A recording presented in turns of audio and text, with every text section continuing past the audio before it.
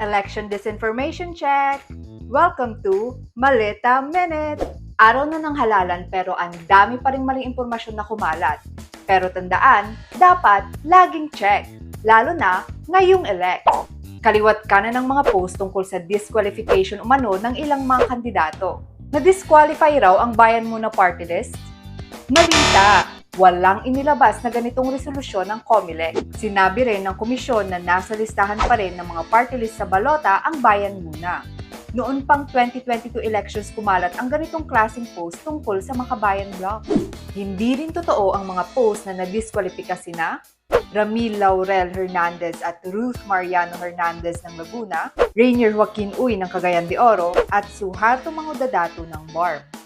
Pinabulaanan ng COMELEC ang mga post. Ang komisyon lang ang may kapangyarihang magpasya sa mga kasong may kinalaman sa eleksyon. Peke rin ang mga kumakalat na COMELEC documents umano tungkol sa disqualification ni Janice Digamo sa Negros Oriental. Hindi rin totoong na-disqualify na si Marcy Chodoro sa Marikina. Noong Disyembre 2024, naglabas ng resolusyon ang COMELEC First Division para kansilahin ang kanyang Certificate of Candidacy. Pero wala pang final na desisyon dito. Kumalat din ang mga disinformation tungkol sa bilangan. Hindi totoo ang voting tally na nagpapakitang nangunguna si former Senator Antonio Trillanes sa pagka-mayor sa Caloocan. Para rin sa isang e-commerce site ang link sa post na umunoy ebidensya ng claim na ito.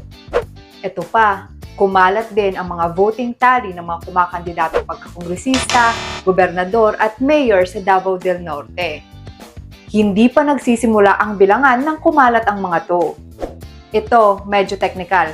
Hindi raw match ang source codes ng automated counting machines? Malita!